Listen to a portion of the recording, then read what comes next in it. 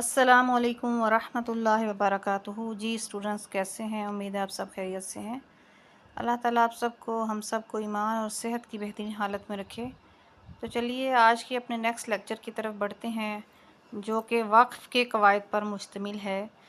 अऊज़ु बिल्लाहि मिनश्शैतानिर्रजीम, बिस्मिल्लाहिर्रहमानिर्रहीम। वक्फ़ के मानी ठहरने और रुकने के हैं, यानी जिस कलमे पर वक्फ़ करें तो उस कलमे के आखिरी हर्फ पर आवाज़ और सांस दोनों को ख़त्म कर दें। वक्फ़ के क़वाइद में से सबसे पहला आपका कायदा ये है कि अगर कलमे के आखिर पर अगर ज़ेर ज़बर पेश, इसी तरह दो ज़ेर या दो पेश है, दो ज़बर इसमें शामिल नहीं है, इसी तरह खड़ा ज़बर हो तो उसका कायदा अलग है। तो अगर खड़ा ज़ेर, उल्टा पेश, दो ज़ेर, दो पेश, ज़ेर ज़बर पेश, ये चीज़ें आ जाएं तो उसको साकिन कर देंगे, यानी जज़्म देकर साकिन कर देंगे, आवाज़ और सांस दोनों ख़त्म कर देंगे। ये ठहरने के उसूल हैं। वक्त का मतलब है चूँकि ठहरना और रुकना, ये रुकने के उसूल हैं।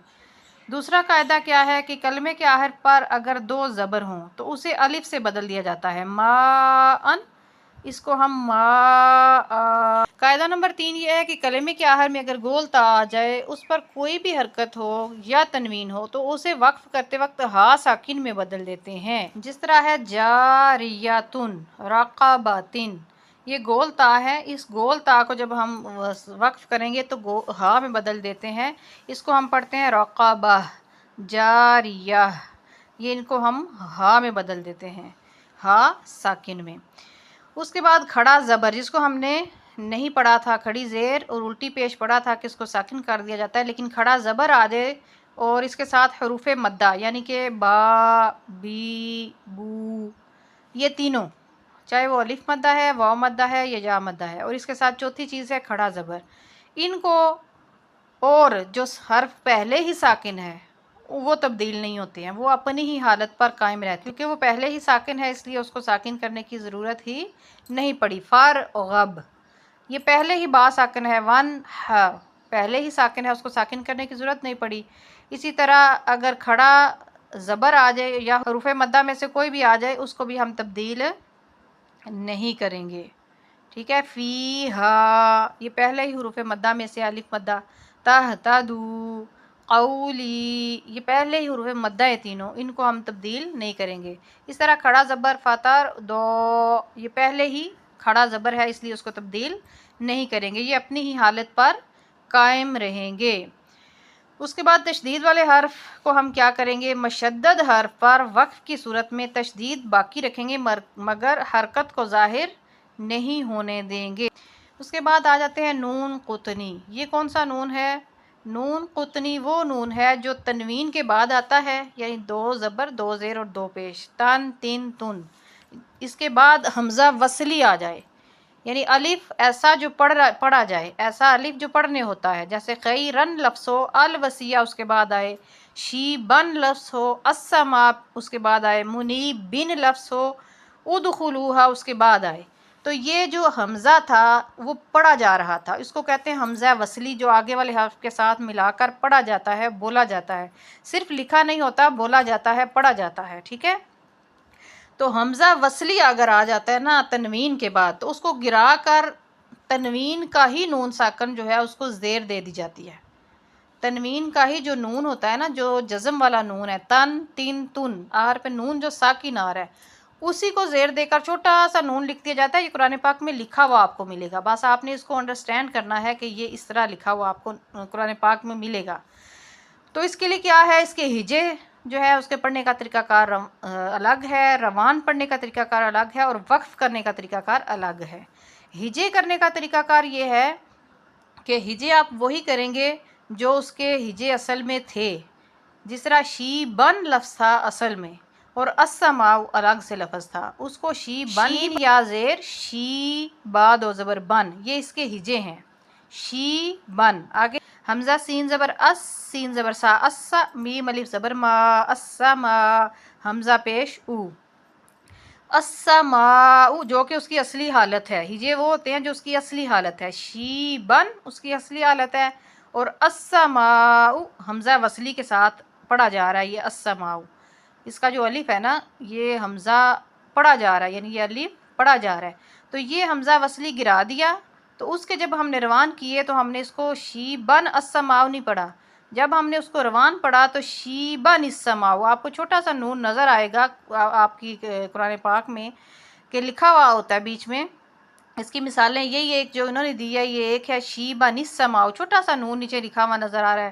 خیرن الوصیۃ منیبین ادخلوها، یہ اسی نون کو بدل کے انہوں نے زیر دے دیا ہے، تو اس کو انہوں نے تنوین کے بعد حمزہ وصلی جو ہے اس کو گرا دیا اور نون ساکن کو زیر دے دیا ہے.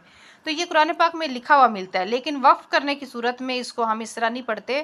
وقف کرنے کی صورت میں ہم اس کو خبیرہ پہ رکتے ہیں اور پھر الذی پڑھتے ہیں. وقف کرنے صورت میں خیرہ پہ رکتے ہیں اور الوصیہ حمزہ وصلی پڑھا جاتا ہے وقف کی صورت میں. روان اور ہجے آپ نے اس کے سن لیے کہ ہجے جو ہے اس میں شیبن السماء تھا اور روان میں شیبن السماء تھا، نون کو نہیں پڑھا گیا.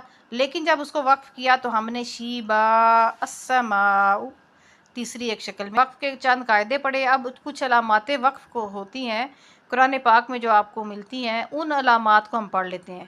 یہ جو آیت کی نشانی جس کو ہم بولتے ہیں اس کو وقف تام بولا جاتا ہے. یہ گول زیرو سا نشان جو آتا ہے وقف تام ہوتا ہے اور یہ آیت کے مکمل ہونے کی علامت ہے. یہاں ٹھہرنا چاہیے کیونکہ ایک تو خوبصورتی بن جاتی ہے کہ آپ کا سانس نہیں ٹوٹتا، آپ اس پہ وقف کر لیتے ہیں، لیکن وقف کے قواعد وہی ہیں جو بھی آپ نے سیکھے ہیں. نمبر 2، یہ میم جو ہے وقف لازم کی علامت ہے، یہاں بھی ضرور ٹھہرنا چاہیے. درمیان میں بھی آئے تو سائڈ پہ وہ دیتے ہیں وقف لازم لکھا ہوتا ہے وقف لازم میم. یہاں پہ نبی پاک صلی اللہ علیہ وآلہ وسلم نے وقف فرمایا تو یہاں وقف لازم کی علامت ہے، ضرور ٹھہرنا چاہیے. اس کے بعد ہے چھوٹی طوا، یہ وقف مطلق کی علامت ہے. یہاں بھی ٹھہرنا بہتر ہے، یعنی کہ آپ کے سانس کو انہوں نے مد نظر رکھتے ہوئے اس کو بنایا ہوا ہے.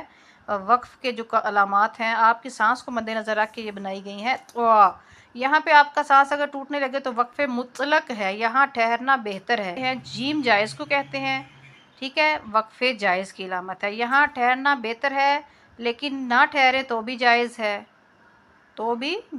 اس کا نام ہی وقف جائز ہے. ٹھہرنا بہتر ہے، نہ ٹھہرے تو بھی جائز ہے. زا جو ہے وقف مجوز کی علامت ہے، یہاں ٹھہرنا جائز ہے مگر نہ ٹھہرنا بیتلا نہیں ہے. سواد جو ہے وقف مرخص کی علامت ہے، یہاں ملا کر ہی پڑھنا چاہیے، یعنی کہ نہیں ٹھہرنا چاہیے. سواد میں ملا کر ہی پڑھنا ہے، نہ ہی ٹھہرے تو بہتر ہے. اوپر والی دونوں میں ٹھہرنا جائز ہے، رک سکتے ہیں، بہرحال نہ بھی رکیں تو کوئی مسئلہ نہیں ہے. لام اگر آیت کے اوپر آ جائے، لام الف زبر لا، لا کا مطلب نہیں ہوتا ہے، تو اس کے ٹھہرنے یا نہ ٹھہرنے میں اختلاف ہے، کیونکہ آیت کی وجہ سے آپ رک بھی تو سکتے ہیں نا. ایک علامت رکنے کی ہے اور ایک ہے کہ نہ رکیں. لیکن آیت کے علاوہ اگر کہیں لا لکھا ہو تو اس کا مطلب ہوتا ہے یہاں نہ رکیں، کیونکہ آپ کے ترجمے میں مسٹیک آ جائے گی. لا کا مطلب ہے نہ رکیں یہاں پہ، یعنی جس طرح ہم کہتے ہیں نا اٹھو مت بیٹھو. اب اس میں اٹھو میں اگر آپ رکیں گے، اٹھو مت کے بعد لا لکھا ہو، اٹھو مت بیٹھو، تو اس کا ترجمہ ٹوٹلی ڈیفرنٹ ہو گیا. اٹھو مت کے بعد لا لکھ دیں تو اٹھو مت بیٹھو، اور اگر اٹھو کے بعد لگا دیں اور اٹھو مت بیٹھو تو ٹوٹلی ڈیفرنٹ ہو جاتا ہے نا. اس طرح اردو میں بھی یہ علامات، تو اس کا مطلب ہے کہ یہاں نہیں ٹھہریں گے کیونکہ ترجمے کا غلط ہونے کا احتمال ہے. اعادہ کہتے ہیں وقف کرنے کے بعد پیچھے سے ملا کر پڑھنا، یعنی اگر آپ کا سانس ٹوٹ رہا ہے اور اگر آیت بھی ابھی دور ہے تو آپ درمیان میں بھی کہیں وقف کر سکتے ہیں، لیکن وقف کی قواعد کے مطابق وقف ہو. وہ پیچھے سے ملا کر پڑھنے کو کہتے ہیں اعادہ کرنا. اور یہ اسی صورت میں ہوتا ہے جب آپ کا سانس ٹوٹنے لگے تو آپ نے وقف کرنا ہے، لیکن کہیں درمیان میں ہے، وہاں پہ کوئی علامت وقف نہیں ہے، تو آپ وہاں پہ رکیں، قواعد کا خیال رکھتے ہوئے رکیں، اور دوبارہ سے جب پڑھیں تو اس کو اعادہ کر کے پیچھے والے لفظ کے ساتھ ملا کر پڑھیں. انشاءاللہ کل مشق میں ملاقات ہوگی. اپنا خیال رکھیے اور اپنے اس چینل کا بھی دعاؤں میں یاد رکھیے. والسلام علیکم ورحمۃ اللہ وبرکاتہ.